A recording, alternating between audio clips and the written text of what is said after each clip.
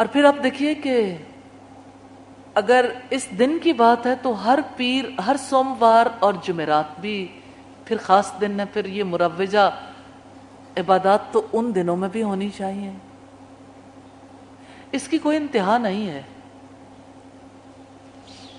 ہمارے لوگ اس معاملے میں اتنا آگے جا چکے ہیں کہ ہر دن کی عبادات مختلف کر دیں، اور اسی طرح سے ہر دن کے اذکار بھی مختلف کر دیے۔ کعبہ میں پہنچتے ہیں تو طواف کے ہر چکر کی دعا بھی مختلف کر دیتے ہیں۔ یہ شدت پسندی ہے۔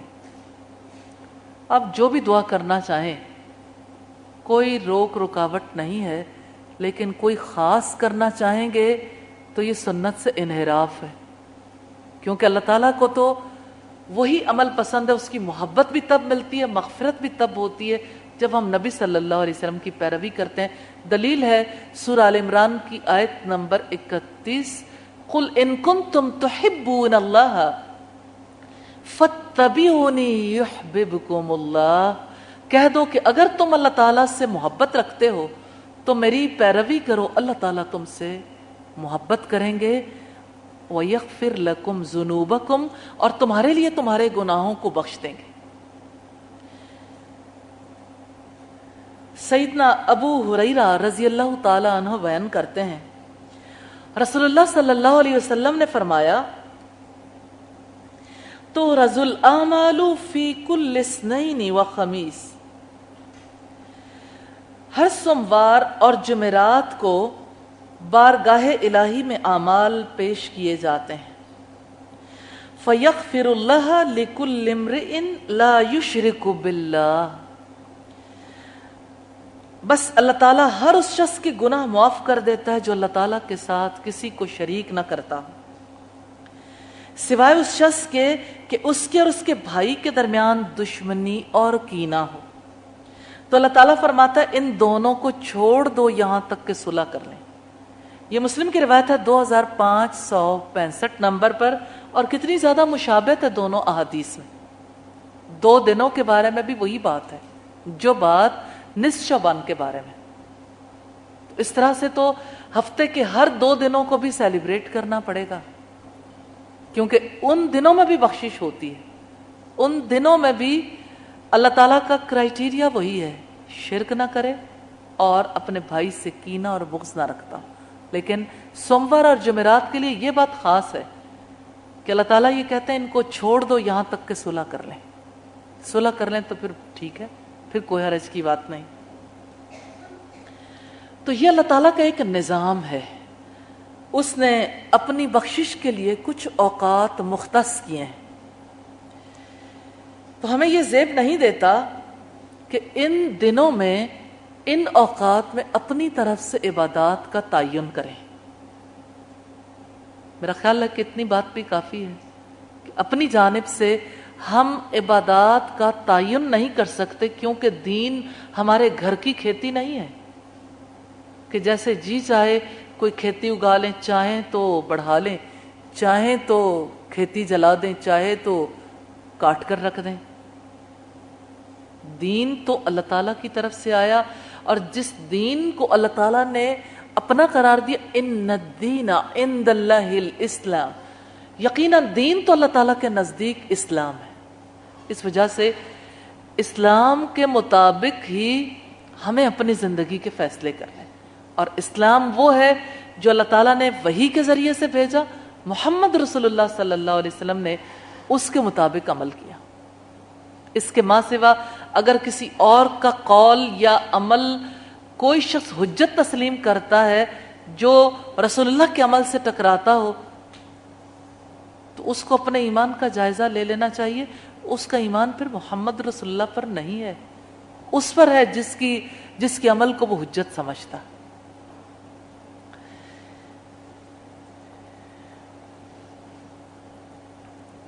شب برات کے ثبوت کے لیے جو احادیث پیش کی جاتی ہیں وہ درجہ ثبوت تک نہیں پہنچتی۔ مثال کے طور پر سیدنا انس رضی اللہ تعالی عنہ بیان کرتے ہیں کہ رسول اللہ صلی اللہ علیہ وسلم نے فرمایا، رجب کو تمام مہینوں پر ایسے ہی فضیلت ہے جیسے قرآن کو تمام کلاموں پر، شعبان کو تمام مہینوں پر ایسے ہی فضیلت ہے جیسے مجھے تمام انبیاء پر، اور رمضان کو تمام مہینوں پر ایسے ہی فضیلت ہے جیسے اللہ تعالیٰ کو تمام مخلوق پر۔ یہ روایت غنیت الطالبین کی ہے، والیوم 1 ہے، پیج 680۔ یہ حدیث موضوع ہے، من گھڑت ہے، جیسا کہ ملا علی قاری، حافظ ابن حجر اور امام سخاوی اور دیگر محدثین نے اس بارے میں وضاحت کی۔ یعنی اس حدیث پر یقین کیسے کیا جا سکتا ہے؟ یہ تو اللہ کے رسول صلی اللہ علیہ وسلم کے الفاظ ہی نہیں ہیں، یہ تو کسی نے خود بیٹھ کے بنائے، من گھڑت روایت۔ تو شعبان کی جو فضیلت ہے وہ اپنی جگہ پر، لیکن ہم محمد رسول اللہ صلی اللہ علیہ وسلم پر کسی اور کو ترجیح نہیں دے سکتے، ہم کسی اور کی بات کو افضل قرار نہیں دے سکتے، یہ ہمارے ایمان کا معاملہ ہے۔ ہم سنی سنائی ہر بات پر یقین نہیں کر سکتے، کیونکہ نبی صلی اللہ علیہ وسلم نے فرمایا کسی شخص کے جھوٹا ہونے کے لیے اتنا ہی کافی ہے کہ وہ ہر سنی سنائی بات بغیر تحقیق کے دوسروں کے سامنے بیان کر دے۔ تو یہ تحقیق یہ ہے کہ یہ موضوع اور من گھڑت روایت ہے۔ ملا علی قاری کی بات کی، حافظ ابن حجر جنہوں نے صحیح بخاری کی پہلی شرح لکھی فتح الباری کے نام سے، اور اسی طرح سے ہم نے یہ دیکھا کہ امام بخاری اور دیگر محدثین نے بھی اس کی وضاحت کی ہے۔ دوسری روایت جو پیش کی جاتی ہے، رسول اللہ صلی اللہ علیہ وسلم نے فرمایا جس نے نصف شعبان کی رات کو 13 رکعت نماز پڑھی اور ہر رکعت میں 30 بار قل هو اللہ احد پڑھی تو اس کی سفارش ان 10 آدمیوں کے بارے میں مقبول ہوگی جس پر جہنم واجب ہو چکی ہوگی۔ یہ بھی حدیث نہیں ہے، موضوع اور من گھڑت بات ہے۔ دین میں کسی من گھڑت بات کی کوئی گنجائش نہیں ہے۔ اس نے بات کیا ہے 13 رکعت نماز پڑھنے کی، لہذا جو نیت کیے بیٹھا ہے کہ میں نے یہ نماز پڑھنی ہے، اسے اللہ تعالیٰ سے خوف رکھنا چاہیے، کیونکہ یہ بدعت ہے۔ اور رسول اللہ صلی اللہ علیہ وسلم نے فرمایا کل محدثۃ بدعۃ، دین میں ہر نئی بات بدعت ہے، وَكُلُّ بِدْعَةٍ ضَلَالَةٌ، ہر بدعت گمراہی ہے، وَكُلُّ ضَلَالَةٍ فِي النَّارِ، ہر گمراہی آگ میں لے جانے والی۔ اس لحاظ سے اگر آپ دیکھیں تو یہ دین کا حصہ نہیں ہے، یہ تو ابلیسی ایجنڈا ہے، من گھڑت روایات۔ رسول اللہ صلی اللہ علیہ وسلم نے فرمایا من کذب علی متعمدا، جس نے جان بوجھ کر مجھ پر جھوٹ باندھا، فَلْيَتَبَوَّأْ مَقْعَدَهُ مِنَ النَّارِ، اس کو چاہیے کہ اپنا ٹھکانہ آگ میں بنا لے۔ تو یہ رسول اللہ صلی اللہ علیہ وسلم پر جھوٹ باندھ کر آگ میں ٹھکانہ بنانے کی بات ہے۔ اور ایسی کتابیں جن میں یہ روایات کی گئیں کتنے لوگوں کو آگ میں لے جانے کا سبب بن رہی ہیں۔ تیسری روایت ہے سیدہ عائشہ رضی اللہ تعالیٰ عنہ فرماتی ہیں میں نے ایک رات رسول اللہ صلی اللہ علیہ وسلم کو بستر سے گم پایا، سو میں آپ کی تلاش میں نکلی اور آپ کو بقیع کے قبرستان میں پا لیا۔ رسول اللہ صلی اللہ علیہ وسلم نے فرمایا اللہ تعالیٰ نصف شعبان کی رات کو آسمان دنیا پر نازل ہوتے ہیں، اور اس رات کو قبیلہ بنو کلب کی بھیڑوں کے بالوں سے بھی زیادہ لوگوں کی مغفرت فرماتے ہیں۔ یہ روایت ترمذی کی ہے، لیکن اس حدیث کی سند میں 2 مقامات پر انقطاع ہے۔ حجاج بن ارطاد کا یحییٰ بن کثیر سے اور یحییٰ کا عروہ سے سماع یعنی حدیث کو سننا ثابت نہیں۔ ان 2 وجوہات کی بنیاد پر یہ روایت ضعیف ہے، اس وجہ سے اس روایت کو قبول نہیں کیا جا سکتا۔ چوتھی روایت ہے سیدنا علی رضی اللہ تعالی عنہ بیان کرتے ہیں رسول اللہ صلی اللہ علیہ وسلم نے فرمایا جب شعبان کی 15ویں رات ہو تو اس رات کا قیام کیا کرو اور اس دن کا روزہ رکھا کرو، بے شک اللہ تعالیٰ اس رات کو غروب آفتاب سے ہی آسمان دنیا پر نازل ہوتے ہیں۔ اور یہ اعلان کرتے ہیں خبردار کون ہے جو مجھ سے بخشش طلب کرے تاکہ میں اس کو معاف کر دوں، کون ہے جو مجھ سے رزق طلب کرے تاکہ میں اس کو رزق عطا کروں، کون ہے مصیبت زدہ کہ میں اس کی مصیبت کو دور کر دوں، سن لو فلاں فلاں کون ہے۔ اعلانات کا یہ سلسلہ جاری رہتا ہے یہاں تک کہ صبح صادق طلوع ہو جاتی ہے۔ سنن ابن ماجہ کی روایت ہے، لیکن اس حدیث کی سند میں ابو بکر بن عبداللہ ابن ابو سہیرہ ہے جو خود احادیث گھڑتا تھا۔ یوں ہم دیکھتے ہیں کہ یہ روایت بھی قابل قبول نہیں ہے، کیونکہ اس روایت میں جو ایک شخص ایسا ہے جو احادیث گھڑتا تھا، اس کی روایت قابل قبول نہیں ہے۔ پانچویں روایت ہے، رسول اللہ صلی اللہ علیہ وسلم نے فرمایا شعبان سے شعبان تک موتوں کے فیصلے کیے جاتے ہیں، حتیٰ کہ ایک شخص نکاح کرتا ہے یا اس کی اولاد ہوتی ہے جبکہ اس کا نام مردوں کی فہرست میں داخل کیا جاتا ہے۔ حافظ ابن کثیر نے اپنی تفسیر میں والیوم 4 پیج 138 میں یہ روایت نقل کی اور اس کو مرسل قرار دیا ہے۔ اگر آپ لوگ چاہیں کہ اس بارے میں مزید تفصیلات دیکھیں تو ملا علی قاری کی تصنیف ہے موضوعات کبیر، یعنی بڑی بڑی جو گھڑی ہوئی احادیث ہیں انہوں نے ایک جگہ جمع کر دیا انہیں، ان سے آپ کو اندازہ ہو سکتا ہے کہ کون کون سی گھڑی ہوئی روایات ہیں، ان روایات سے بچ جانا چاہیے۔ پھر ہمیں یہ بھی دیکھنا چاہیے کہ اس رات میں جو کام انجام دیے جاتے ہیں، کچھ کام تو ایسے ہیں جن کا تعلق براہ راست حدیث سے ثابت کرنے کی کوشش کی جاتی ہے، تو وہ احادیث جو ہیں وہ ضعیف ہیں یا موضوع من گھڑت ہے۔ ہمیں یہ بھی دیکھنا ہے کہ وہ کام جو احادیث سے نہیں ملتے ان کا آغاز کیسے ہوا، جیسے آتش بازی کا سلسلہ کیسے شروع ہوا۔ آپ نے بھی دیکھا ہوگا ان دنوں میں خوب لوگ جو ہیں وہ بچے خاص طور پر اور اسی طرح بڑے بھی ساتھ مل جاتے ہیں اور آتش بازی کا کاروبار خوب چمکتا ہے۔ تو آتش بازی کی ابتدا کیسی ہوئی؟ برامکا ایرانیوں اور مجوسیوں کا مشہور خاندان تھا۔ مجوسی اور آتش پرست لوگ آتش کدے کی آگ روشن کرنے والے اور اس کی نگرانی کرنے والے کو برمک کہتے تھے۔ اب یہ بات کلیئر ہو گئی کہ برمک کون ہے، یعنی جو آتش کدے کی آگ کو بجھنے نہیں دیتا تھا، اور یہ مجوسیوں کے ہاں سب سے بڑا مذہبی عہدہ تھا، کیونکہ ان کے یہاں سب سے بڑی عبادت آتش کدہ کی آگ جلانا تھا کہ وہ آگ بجھنے نہ پائے۔ مسلمانوں کی آمد کی وجہ سے برمک کے عہدے ختم ہو گئے اور برمکی خاندان کے لوگوں نے اسلام کا لبادہ اوڑھ لیا، لیکن درون خانہ آگ کی محبت دل میں پروان چڑھتی رہی۔ جب بنو عباس نے بنو امیہ سے اقتدار چھیننا چاہا تو انہوں نے اس قسم کے نو مسلم اجمیوں سے تعاون کیا، جس کا نتیجہ یہ نکلا کہ ایرانی امور سلطنت میں شامل ہو گئے اور برمکی خاندان نے حکومت اسلامیہ میں بڑے بڑے عہدے حاصل کر لیے۔ خالد برمکی تو عہدہ وزارت تک جا پہنچے، اور 163 ہجری میں جب خالد کا انتقال ہوا تو خلیفہ ہارون الرشید نے اس کے بیٹے یحییٰ برمکی کو قلم دان سونپ دیا۔ سابقہ آتش پرست ہونے کی وجہ سے اس نے مقدس آگ روشن کرنے کا بڑا ہی عجیب طریقہ دریافت کیا، اور بالخصوص شعبان کی 15ویں رات کو نیک اعمال سے منسوب کر کے اس رات کو کثرت سے چراغاں کیا گیا۔ آگ روشن کرنے کا مقصد لوگوں کے دلوں اور ذہنوں میں آگ کا تقدس پیدا کرنا تھا۔